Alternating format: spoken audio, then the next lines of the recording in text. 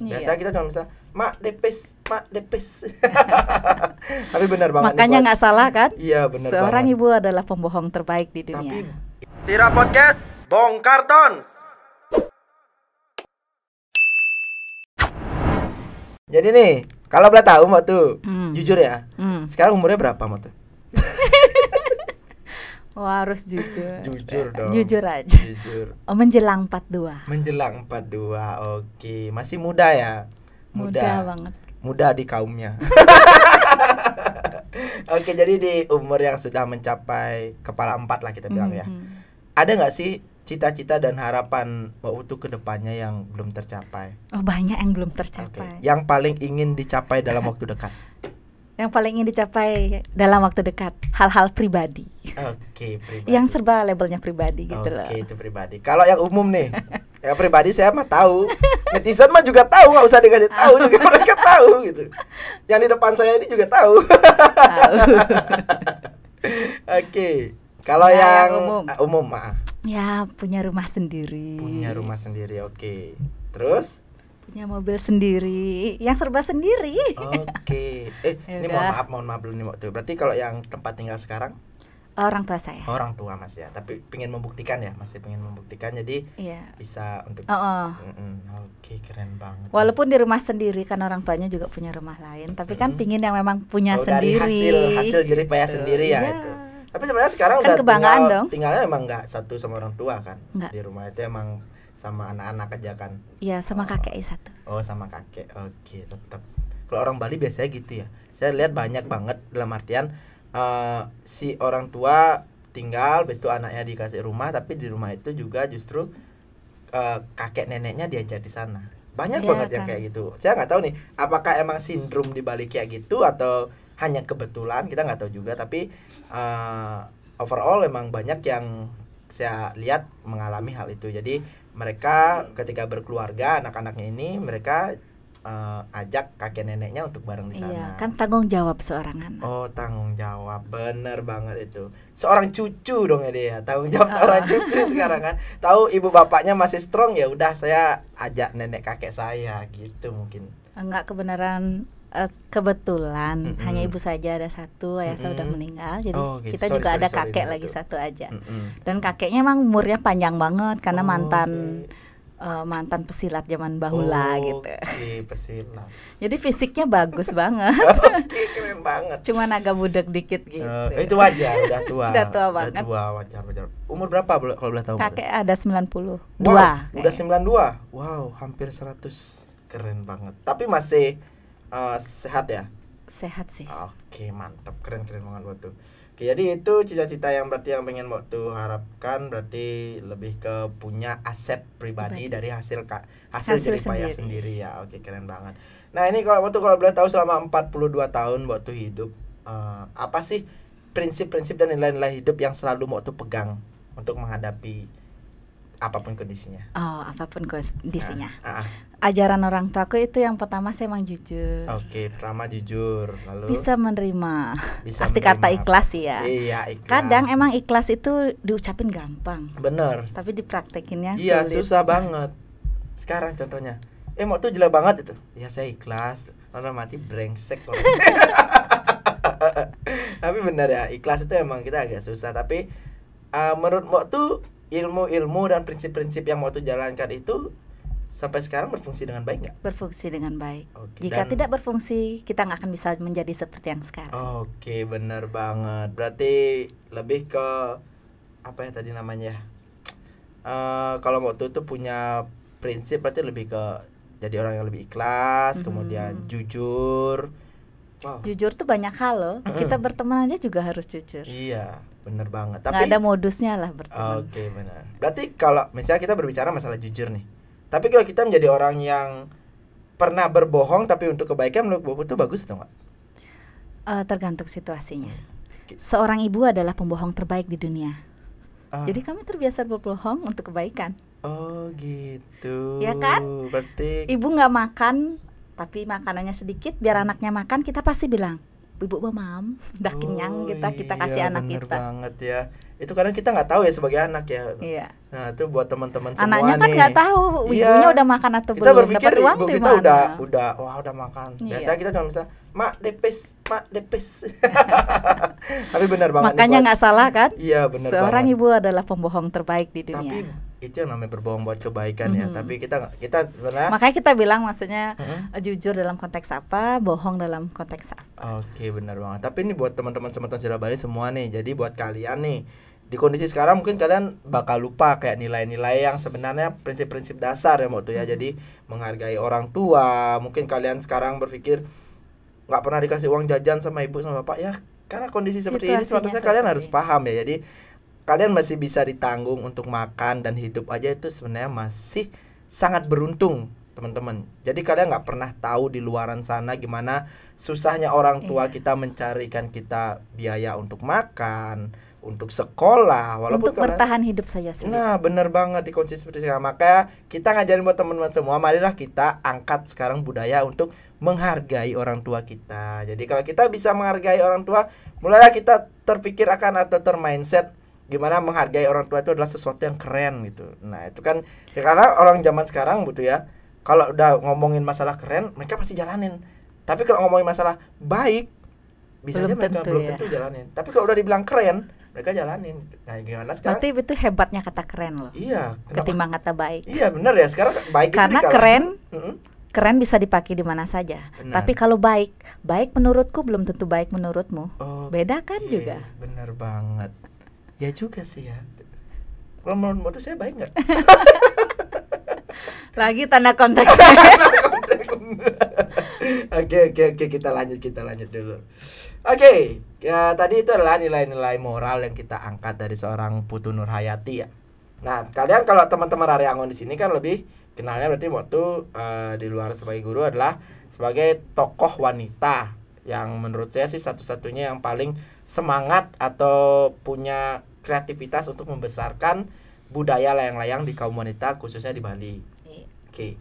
Terus tadi juga kita udah sempat singgung Mbak Putu bentuk Sri Kandi. Nah, kalau boleh tahu nih Mbak Putu, masih jalan nggak sampai sekarang Sri Kandi? Masih jalan. Masih jalan. Oke. Nah, biasanya kalau Sri Kandi itu Mbak Putu komunikasinya biasanya lewat grup WA atau seperti kita apa? Ada grup WA. Meet and greet-nya ada nggak biasanya? Mungkin setiap sebulan sekali kita ngumpul atau gimana? Ada. Oh ada ya. Wih, keren banget ya ini terstruktur. Tapi sekarang baru nggak, selama masa pandemi ini pandemi, kita nggak ada. Bener banget ya karena memang dilarang juga ya. Takutnya keciduk. Bener banget. Apalagi sekarang aturannya agak-agak. Cari amannya saja. Cari aman. Oke. Bolong-bolong dikit yang penting nggak ketahuan. Oke. Selanjutnya nih kita bicara tentang Mbak Putu Nurhayati. Mbak Putu Nurhayati orang yang sangat banyak punya sahabat, kita lihat dari Mbak Putu, dari teman-teman Arya Angon, kemudian dari seorang Bli Desoto juga adalah salah satu sahabatnya dari Mbak Putu, dari kemudian yang kita kenal ada Bli Andi, Pade Unggit, itu kan banyak banget waktunya sahabat. Nah, kita pengen tahu sih di mata Mbak Putu, sosok sahabat itu sosok yang seperti apa sih Mbak Putu? Di mata saya, sahabat adalah orang yang selalu ada di samping kita loh. Bukan seperti yang tadi kita pakai guyonan, adanya di kala sepi aja atau di kala ramai aja, tapi emang ada di saat kita suka maupun duka. Jangan baru temennya punya minuman banyak aja hadir di rumahnya, tapi giliran dia gulung tikar kita nggak pernah ada. Siapa itu kayak gitu? Ayo, pasti ada. Baru aja, main mau keciran, datang gitu. Dijada nih, gitu. Datang dah kan? Coba lagi susah. Coba chatnya, main tolongin sab. Aduh sibuk. Biasa banget itu. Saya pernah kayak gitu. Itu tapi benar itu nggak bagus sama Ton. Itu jelek banget. Jadi kalau kita nggak boleh sih kayak gitu ya. Berarti itu bukan sahabat bukan loh, sahabat, cuma temen. Ya. Itu teman di kala senang. Dan teman di kala ramai. Oke. Nah kalau menurut Mbak Putu sendiri sosok yang kalau dibilanglah klarifikasi Mbak Putu sebagai seorang Putu Nurhayati, orang yang bisa dijadikan sahabat menurut Mbak Putu adalah orang seperti apa sih? Di luar dia selalu ada misalnya. Di luar itu seperti apa sih tipikalnya? Apakah dia harus ganteng? Apakah dia harus rajin bergaul, rajin sembahyang mungkin atau apa? Tapi di mata seorang Putu Nurhayati, orang yang bisa dijadikan sahabat itu seperti apa? Oh, kita sih nggak pernah memandang fisik ya. Karena sebelumnya saya punya sahabat yang deket banget, tapi beliau sudah almarhum. Mungkin kalian kenal almarhum Gus Brong. Oh iya, almarhum. Walaupun orang lain menganggap dia adalah manusia yang buruk rupa, tapi bagi saya dia adalah manusia yang paling mulia. Iya, benar. Jadi sahabat seperti dia, pendengar yang baik bagi sahabat lainnya. Karena setiap kamu punya masalah, kamu hanya butuh satu telinga, untuk sepasang telinga untuk mendengarkan keluhanmu. Karena nggak akan ada yang bisa menyelesaikan masalahmu, karena itu akan kamu beresin dengan diri sendiri, bukan orang lain kan. Tapi kamu butuh teman untuk curhat, untuk mendengarkan saja. Jadi setelah kamu merasa ringan, kamu pasti bisa menuntaskan, menyelesaikan masalahmu sendiri. Jadinya ide lebih fresh ya itu ya. Oke, benar banget. Karena nggak mungkin ada sahabat lain yang bisa menolong kita selain diri kita sendiri. Oke, benar banget. Jadi sahabat ya paling tidak bisa meringankan lah ya, meringankan beban kita. Oke, nice. Tapi bicara tentang kita tadi Bu Putu sempat sedikit menyinggung almarhum Atu Haji Gus Brong. Kalau teman-teman nggak tahu, beliau adalah salah satu juga tokoh layang-layang ya, yang ada di Sanur. Beliau adalah salah satu tokoh layang-layang. Dan kami juluki dia Panglima, karena dia banyak mengajarkan saya tentang arah angin. Oke, itu benar banget. Jadi sebelum almarhum tiada, seberapa dekat sih Mbak Putu sareng almarhum ini? Deket banget. Oke, berarti karena kenalnya emang dari kecil. Kan beliau ikut ibu dan ayahnya sebagai guru, kami tetanggaan. Jadinya udah deket emang dari dulu. Oke, benar banget. Nilai hidup apa sih yang Mbak Putu bisa ambil dari seorang beliau? Dari seorang Gus Brong. Di luar kita kan tahu ya, di luar layang-layang, dan di luar beliau kan tipikal orang yang memang mudah bergaul, tapi suka minum. Di luar ya yang buruk lah, yang nilai yang bagus yang bisa diambil dari seorang tua Haji Gus Brong. Dia ngajarin sikap kesatria. Oke. Kan dulu kita minder, nggak percaya diri kan. Tapi diajarin untuk jadi satria, harus berani, lebih percaya diri, siap menghadapi kenyataan hidup. Karena beliau gimana pun kondisinya, beliau selalu tipikal orang yang nggak peduli apa ya, yang penting saya jalan gitu ya. Bagus banget. Oke, itu salah satu ilmu yang mungkin bisa kita terapkan bareng-bareng. Jadi walaupun sahabat kan, yang bagusnya kita ambil, buruknya jangan diikutin. Benar banget. Jadi buat teman-teman juga yang merasa dari segi fisik ataupun kurang dari segi apa, ataupun buat kalian yang sebenarnya udah dikasih kondisi tubuh yang lengkap tapi kalian selalu merasa kurang, ya mulailah bersyukur sekarang. Betul. Ya mulai selalu bersyukur dan percaya diri, itu kuncinya, nggak boleh minder. Oke, selanjutnya nih, nah ini kita pertanyaan terakhir ya, Mbak Putu nih, jawab jujur ya. Apa? Nah, oke, teman-teman pasti penasaran. Apakah layang-layang sesungguhnya memang hobi dari seorang Putu Nurhayati atau hanya dijadikan ajang eksistensi? Sesungguhnya dan sejujurnya itu adalah hobi saya yang menghasilkan uang. Oke, itu adalah hobi yang menghasilkan uang. Oke, kalau orang lain kan punya hobi ngabisin duit, ngabisin uang, tapi hobi saya yang satu itu menghasilkan uang. Oke, keren banget. Wah, ini menghasilkan uang, mantap banget. Oke, jadi sebelum kita akhiri nih, tadi kita udah banyak banget dapat ilmu dari seorang Putu Nurhayati, baik dari segi kehidupan, dari pribadinya beliau, di mana juga kapabilitas seorang Putu Nurhayati di dunia layang-layang. Jadi kalian udah nggak usah ragu, beliau banyak banget tahu tentang layang-layang, tentang rare angon yang ada di Bali. Beliau itu daya ingatnya luar biasa banget. Siapapun beliau bisa, oh ini segini, itu keren banget tuh Mbak Putu, keren banget. Jadi sebelum kita tutup nih Mbak Putu, dan sebelum kita masuk ke sesi kuis, kita ada kuis sedikit di akhir acara. Jadi tadi Mbak Putu ngerasa nggak ada aroma seger gitu? Ada wangi-wangi gitu, seger banget ya. Oke, jadi selain dari Anava Secret-nya tadi, kita juga disupport oleh salah satu varian produknya Faras, yaitu Rose Farah Lavender. Nah, Rose Farah ini Mbak Putu, ini adalah jenis essential oil yang bisa digunakan untuk relaksasi. Terus jadi kayak aromaterapi. Ya, aromaterapi, bener banget. Terus infonya juga ini terbuat dari bahan alaminya dia. Jadi itu kayak dijadiin minyak, dari bahan dasar dijadiin minyak. Habis itu ini memang pure minyak alami tanpa campuran. Wah, keren banget. Lo tuh bisa jadi coba. bahan-bahan alam gitu. Iya, bahan-bahan alam. Dan itu dari lavender. Bener, yang ini lavender. Jadi kalau di rumah nih musim-musim sekarang udah mau hujan-hujan, sering ada nyamuk nih. Nah, banyak nyamuk. Banyak nyamuk ya, nyamuk yang mengganggu. Bener banget. Itu loh nyamuknya sayangnya ngisep darah kan. Kalau mau ngisep lemak aja aku pasti nyumbang. bener banget. Oke. Jadi buat teman-teman juga. Ini berarti ya? Iya, bener banget. Jadi Resevara ini bisa bikin rileks, habis itu juga bisa membasmi nyamuk juga di rumah karena dia kan kalau biasanya karena bau lavender ya. Bener, dan ini aplikasikan dalam sebuah alat yang namanya diffuser. Mungkin teman dari tadi lihat ini apa sih nih yang keluar asap-asap gitu. Ya, coba Bu Putu cium aromanya. Dan dia juga bisa memberikan relaksasi ke tubuh kita. Ini info dari Farasnya yang dimana itu juga bisa membangkitkan kembali imun tubuh kita. Wah, ini kan lumayan berguna banget nih karena aromanya juga aromanya segar, alami gitu. Tuh, thank you juga ya nih buat Resevara Essential Oil juga yang selalu support Sira Podcast. Oke, kita lanjut nih. Jadi di kuis sekarang, sekarang kita ada 4 buah kartu yang sudah berisikan foto dari orang-orang yang dikenal oleh seorang Putu Nurhayati. Nah, kalian pasti tahu, kalian pasti sudah tahu. Dan Mbak Putu udah berpikir dapat nyuri di mana? Kita itu banyak buser. Jadi, ya mungkin Mbak Putu pasti aku mau diapain nih sekarang.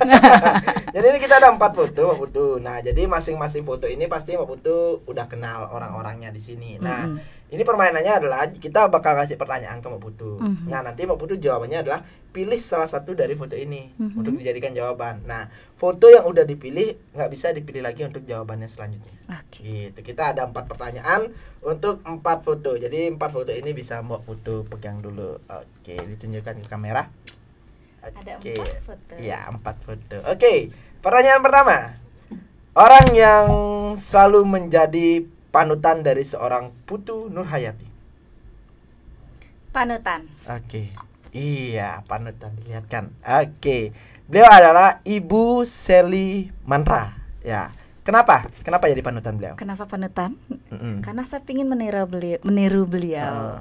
Awet muda. Oke. Pinter nari loh. Pinter nari. Ya benar banget Bu Sally. Lalu apa sih yang Bu Putu lihat dari sosok seorang Sally Mantra? Jadi tipikal seorang ibu yang dambaan seorang ibu gitu. Oke, keren. Jadi pengen jadi ibu seperti dia. Oke, benar banget. Berarti dari segi cara gininya ya, keahliannya ya. Iya. Jadi ibu wali kota mau nggak? Bukan ibu wali kota, tapi wali kotanya aja. Oke, keren banget. Oke, ini sudah dipilih, jadi kita ambil dulu satu. Kemudian yang kedua, orang yang paling menyebalkan menurut Putu Nurhayati, tapi Putu Nurhayati sayang sama dia. Menyebalkan. Ini yang mau nyebelin banget. Tapi ngangenin. Yes, kena. Oke.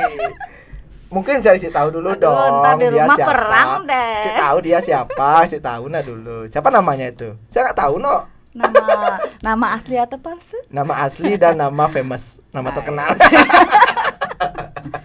Antar nggak mau nama asli, nanti diburu pelakor. Pelakornya takut makan keramu. Oke, boleh. Siapa nama beliau? Nik Nyong. Oke, pertama, kenapa orang yang paling menyebalkan? Mungkin emang bawaannya ya, jadi tingkahnya menyebalkan banget. Tingkahnya menyebalkan. Tapi ngangenin. Ngangenin. Kok sayang? Sayang itu kan banyak ya, iya, sebagai sahabat, sebagai teman, sebagai calon. Kita lanjut. Oke, selanjutnya pertanyaan selanjutnya. Orang yang akhir-akhir ini sangat pingin banget Bu Putu temuin, mungkin ada pengen curhat atau cerita atau melihat sosok beliau yang akhir-akhir ini menjadi dambaan dari Putu Nurhayati. Ini dambaanku. Oke.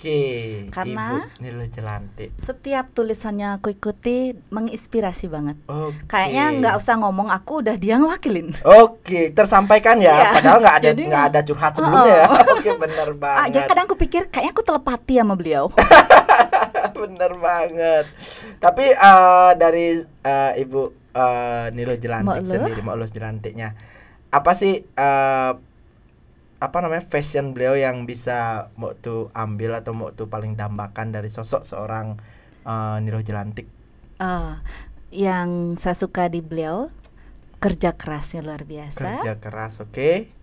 Udah gitu kembali ke pembicaraan kita di awal, rasa percaya diri yang dia miliki. Oke. Karena saya tahu banyak banget netizen atau mungkin orang yang nggak suka sama beliau, bully beliau. Busernya tapi beliau tetap kuat. Oke, benar. Jadi memang wanita tangguh bagi saya. Strong woman ya. Wah, keren banget, Mbak Lo Jelantik. Oh ya, kita juga mau ngucapin apa namanya GWS ya, cepat sembuh buat ibunda dari Mbak Lo Sudah Jelantik. kan neneknya.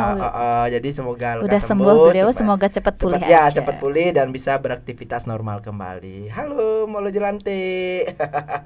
Oke. Nah, yang terakhir. Sebenarnya pertanyaan ini nggak cocok sama dia gitu ya. Jadi saya nggak bohong, nanti tuh bisa lihat di sini pertanyaannya. Pertanyaan keempat yang kita siapkan adalah apa? Orang yang sangat ingin sekali Putu Nurhayati jadikan sebagai pasangan hidup. Tunjukkan fotonya. Bukan pasangan hidup ya. Tapi pertanyaan kita begitu. Tapi kan bukan gitu ya. Oke. Ya. Eng. Ini adalah teman. Cakep banget. Ini teman menjajal saya. Teman menjajal. Oke. Saya saudara tak sedarah dengannya. Tapi kemarin waktu kalau sempat lihat podcast kita ya, Brida Soto juga sama, kita kasih pertanyaan gitu. Oke. Tahu nggak yang terakhir dipilih sebagai teman hidupnya siapa? Siapa? Gua Andik. Dia kan emang cocok. Brida ini yang bilang ya. Aku jangan diomelin sampai rumah lo ya. Oke, Dek Soto, seorang Dek Soto, kita nggak lepas lagi dari seorang Dek Soto. Mau Putu, jelasin deh sedikit Dek Soto di mata Putu Nurhayati. Oh, di mata saya, Cie. Orang yang paling usil dalam hidup saya. Oke. Lalu? Ya, tapi sahabat yang enak banget diajak sharing karena dia punya ide-ide gila. Bener banget. Dia pencetus idenya, saya yang bergeraknya. Oke, keren. Jadi kami tim kerja yang bagus. Iya, bener banget. Jadi juga ini keempat orang ini adalah sebenarnya sahabat dan orang-orang yang menginspirasi dari Putu Nurhayati ya. Oke, kecuali ini. Nggak dilihat kok di kamera orang siap. Udah tahu. Udah ada yang tahu ya. Tunggu ya. Ini nggak ada foto Putu Nurhayati ya. Baru minta sandingin. Undangan.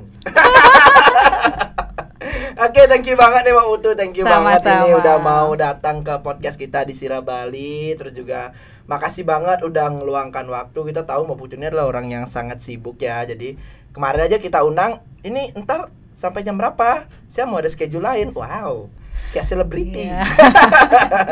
Jadi di luar guyon-guyonan kita tadi, banyak sekali ilmu yang bisa kita ambil kalau teman-teman juga merhatiin dari awal, nontonnya fokus, serius.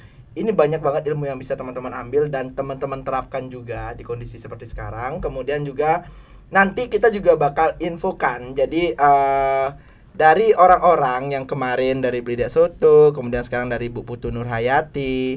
Jadi nantinya foto-foto ini akan hadir juga di podcast Sira Bali Info. Nah, kemarin ada Pak De Unggit, ada Bligo Andik yang main-main, kemudian Mbak Lo Jelantik juga, Bu Seli juga.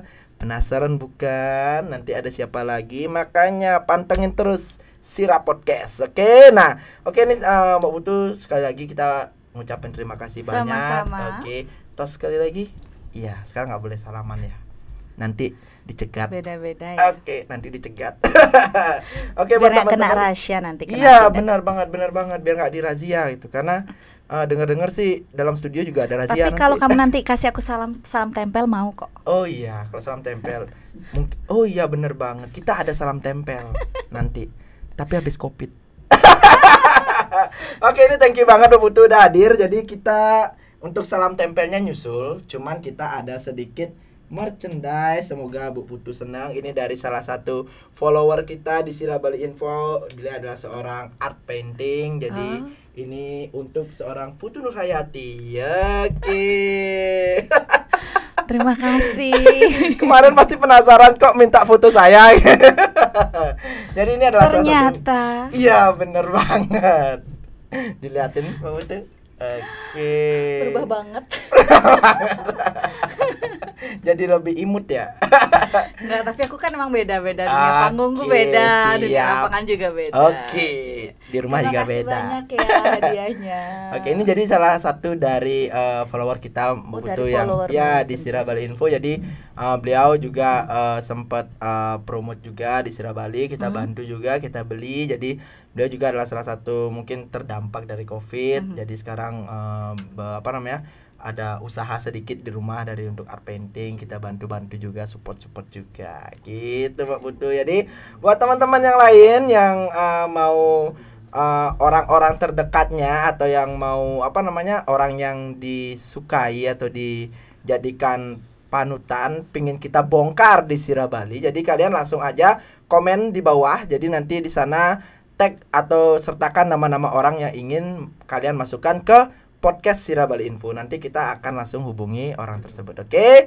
Jadi sampai jumpa nih Bu Putu di event kita selanjutnya, di lain kesempatannya. Juga. Terima kasih banget udah hadir di sini. Sekali lagi kita ngucapin, dan juga ini Bu Putu adalah salah satu dari 4 foto yang ada di podcast kemarin bersama Brida Soto. Nah, jadi kalian nggak usah khawatir buat kalian nonton sampai habis. Jika dari foto-foto itu ada salah satu orang yang kalian sukai, jadi mereka akan hadir di podcast Sira Bali. Tapi hadirnya kapan? Ditungguin aja. Makanya jangan lupa like, share, dan subscribe. Oke, jadi thank you banget ini Bu Putu. Nanti kita bareng-bareng ya. Oke. Sira Podcast Bongkar Tons. Oke, sampai jumpa lagi. Sira Podcast Bongkar Tons.